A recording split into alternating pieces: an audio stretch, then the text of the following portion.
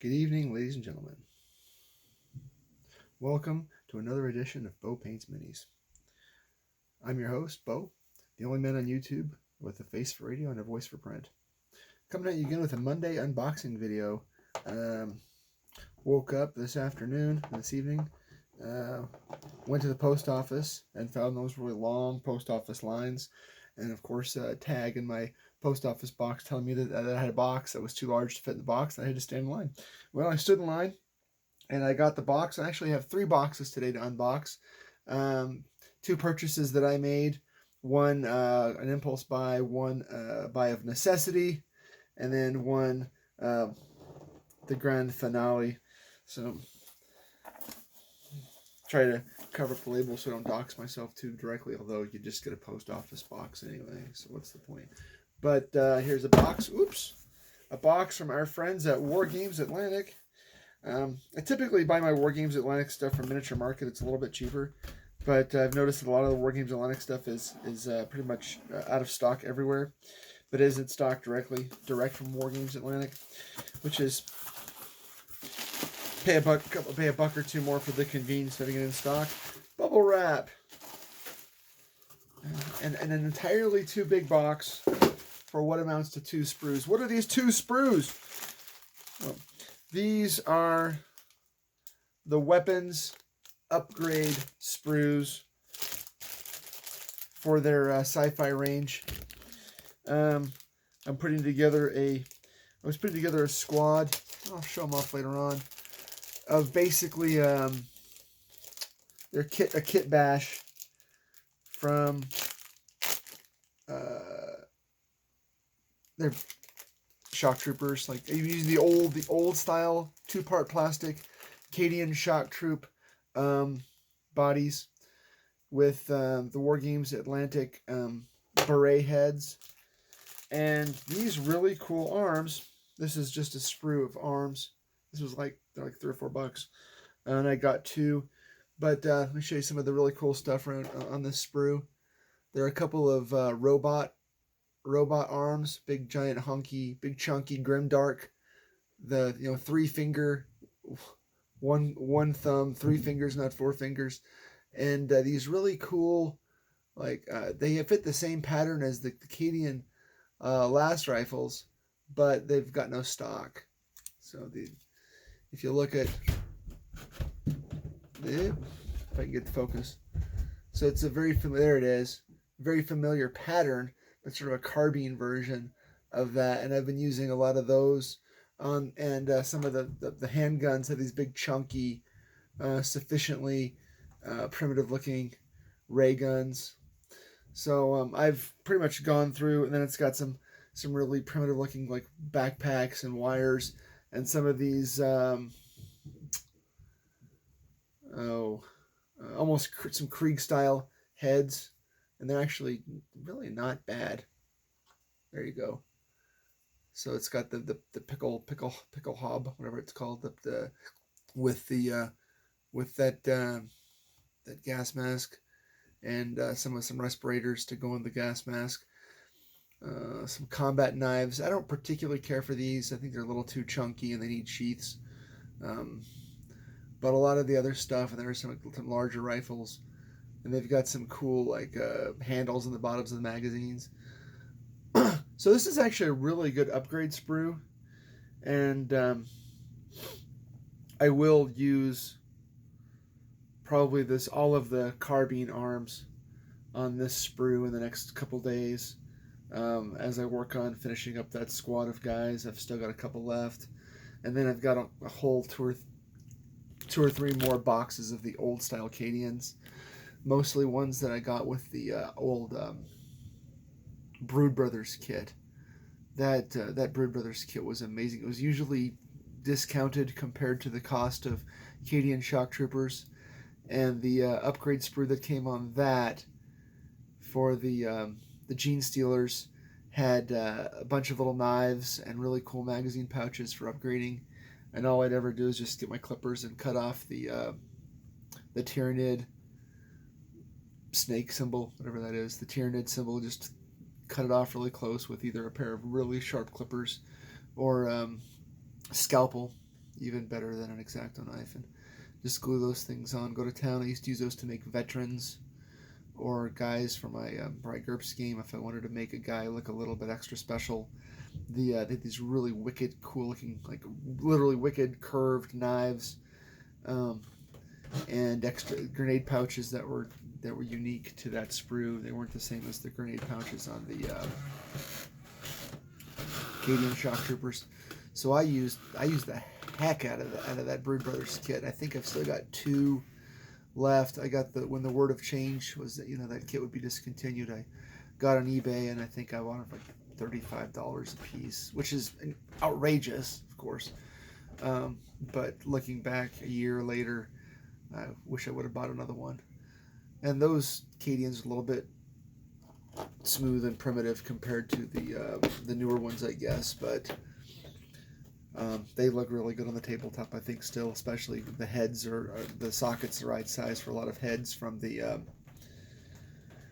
both Wargames Atlantic.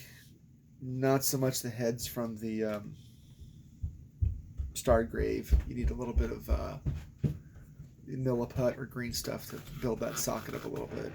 But yeah, I really like that old that Brood Brothers kit. And these Wargames Atlantic arm upgrades are perfect. Are absolutely, they glue right on. They match up really well. The scale is right. You've got a good variety. So you've got these the respirators for the masks. I suppose you could also use those for radios or any kind of general sci-fi backpack for your duders. 1, 2, 3, 4, 5, 6 helmets. 6 helmets. 1, 2, 3, 4, 6 respirators, and a variety of arms. 3 robot arms, some regular arms. I really like the pistols. They have that very that great kind of weird sci-fi look. They could have been something out of like David Lynch's Dune, or maybe like a Judge Dredd, or anything like that. They're very chunky and square, and they don't look too modern sci-fi, also without looking out of place. I really like those a lot, and I'll definitely use those in various builds. And there's 3 on the sprue. 2. There's 2 on the sprue. Yeah, I'll use those. I think those are better looking pistols than the big giant chunky looking pistols on the Stargrave Crew and Troopers sprue. Don't get me wrong, they're good. I mean, I use them. I'm going to use them all. But so that's that unboxing. Again, not sponsored. I did pay for this with my own money. Now, this is an interesting purchase. This was kind of an impulse buy, and I don't feel bad because the price is right. But if you watch my last video regarding my feelings about Steve Jackson Games and the direction they're taking, and I think that it's bad for the hobby, at least as far as I'm concerned, bad for role playing. I don't want real life politics in my gaming, and if you say that I'm wrong, or if you say that they'll move it that way, that's fine. I've already got my group, I've already got my players, I've already got my books. But I have 2 eBay saved searches. I get emails whenever anything new is. One is GURPS Traveler, and I'm buying as much of the GURPS Traveler stuff as I can get at a reasonable price. And the other one is GURPS 4th edition. And I've got most of the 4th edition books that I want. I just have it set just in case. But I did get this was fairly inexpensive. I don't think I would have paid more than $35. So I paid $35 for this. I might have overpaid a skosh, but it's just going to go on my shelf.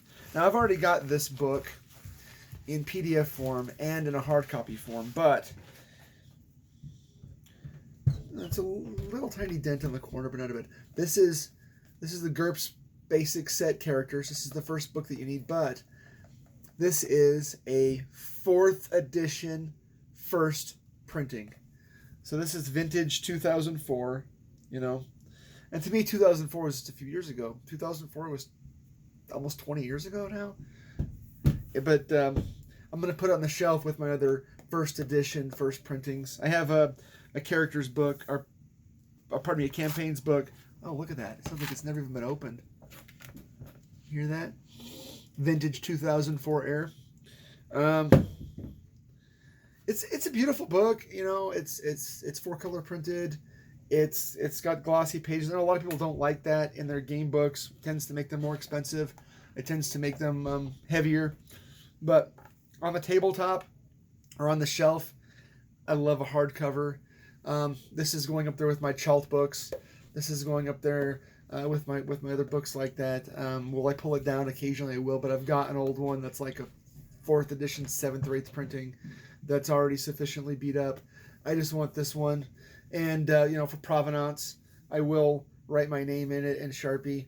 And will that kill its collector value? It probably will, but this one's mine. And when I pass from this earth, and when I shed my mortal coil and pass through the veil, this will go to my kids or the dumpster or the secondhand store. But yeah, this one, I feel like I rescued this one. $35, like I said, maybe a bit expensive, but I was willing to pay that just for the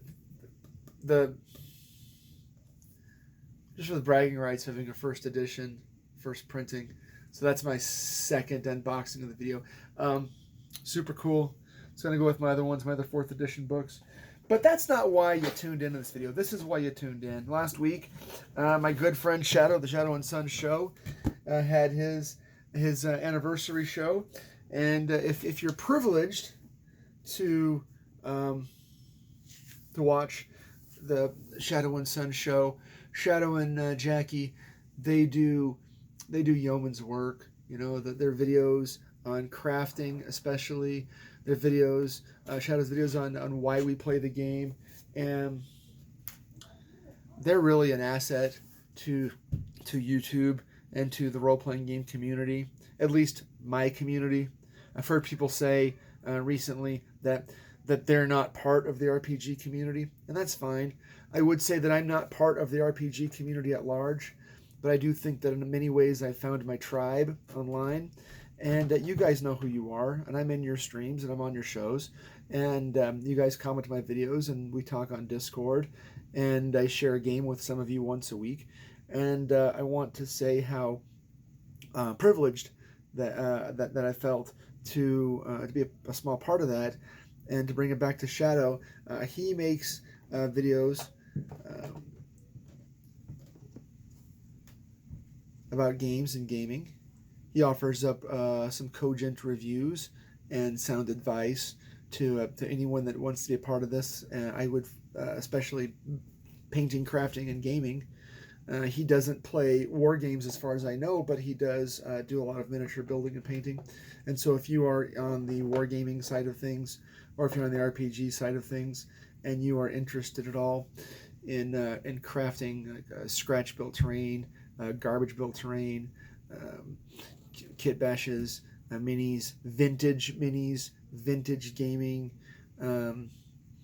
not OSR gaming, but OSR type gaming, like Bloodworth said, gaming played in the old style, gaming that's truly from the old school. This is a man that's been around and been a part of gaming for many years. So if you haven't already, give his channel, it's Shadow and Son, a like and a subscribe, and tell him that I sent you, because he's been a great friend this last year plus, and we've done a lot of gaming together, and we keep up with each other on Discord. And hey, let's get on to this unboxing. So I got a priority, a flat rate box, and my gosh, what you paid in shipping, Shadow. You could have just sent it snail mail. I mean, literally, Slow Boat or Pony Express, and I would have been just as happy with it. But it just shows his dedication to his fans and to his viewers. If you won anything, and it also his partnership with Emperor's Choice Games and the boys, the Arduin boys, there's a close relationship there. And if you're interested at all in Arduin, I definitely give Shadow's channel a watch, because there are many new and interesting things on the horizon in the relationship between Shadow and the guys at Emperor's Choice. So I've got my X-Acto knife. I'm going to make sure that I pull it towards myself in an erratic, stabbing, ripping fashion. Not really. But here we go.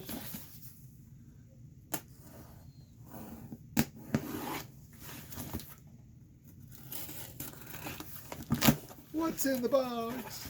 What's in the box? Bubble wrap. More bubble wrap.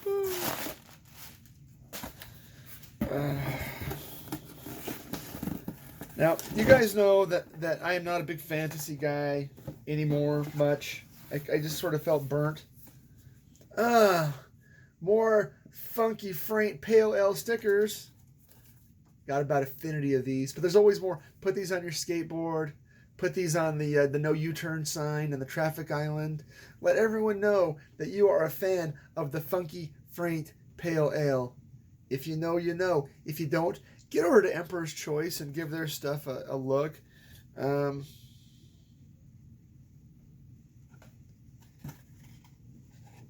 Arduin, Bloody Arduin.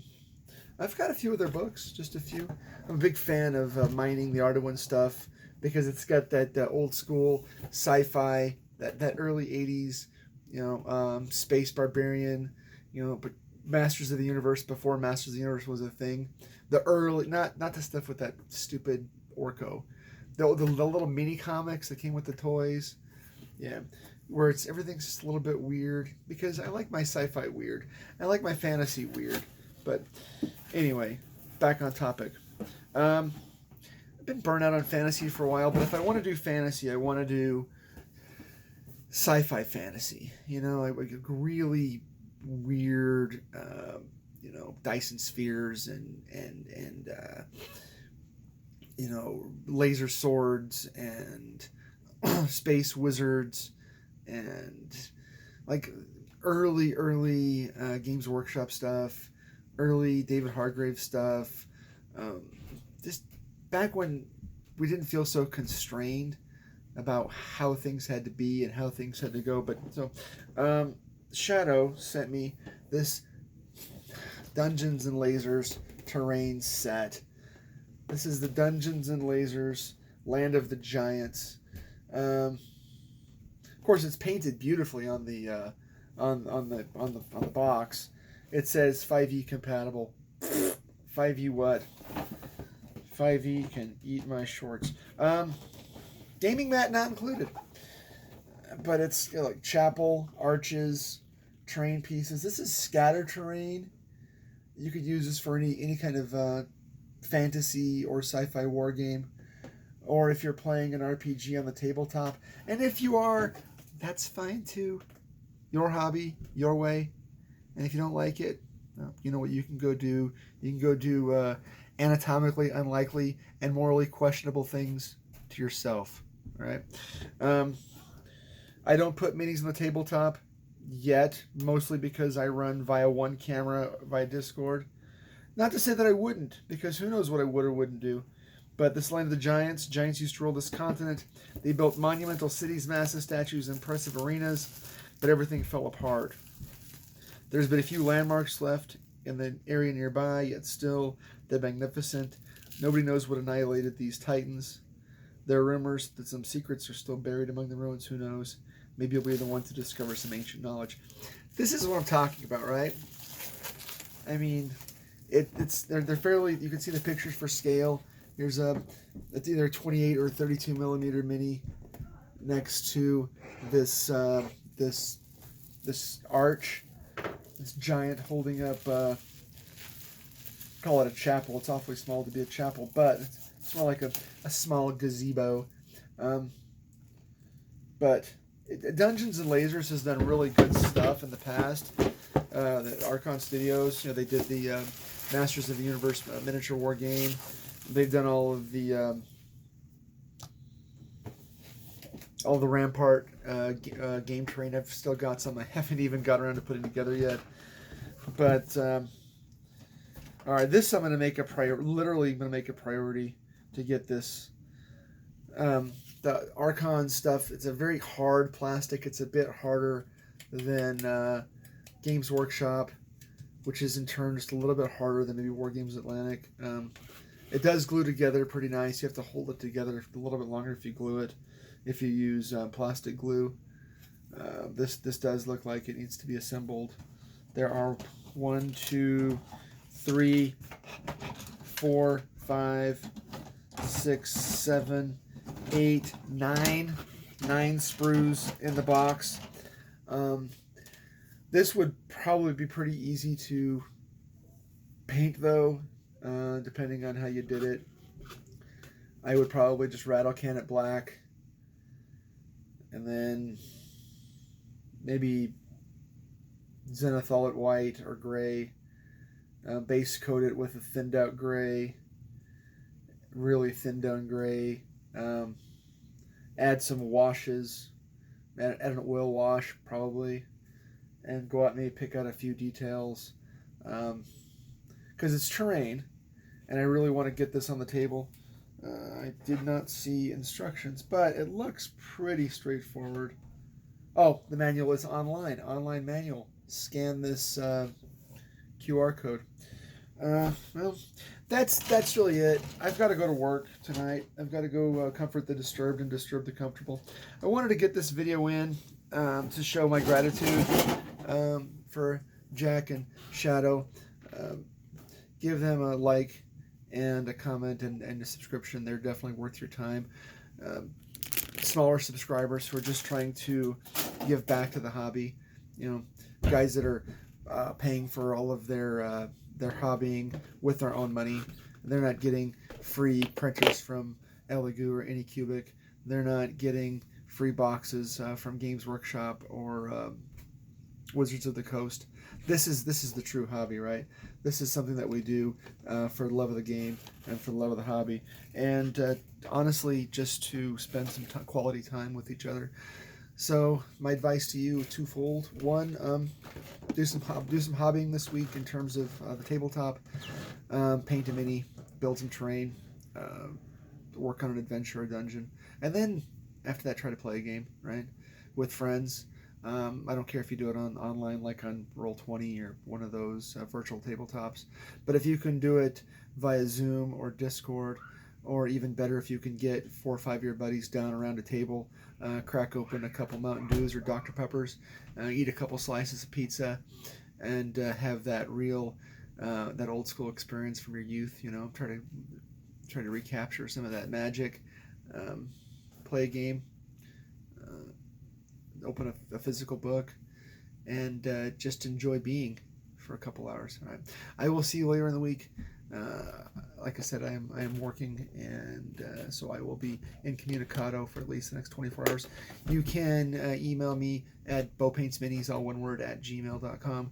You can also find me on Discord, or you can find me below in the comments. All right. I bid you peace.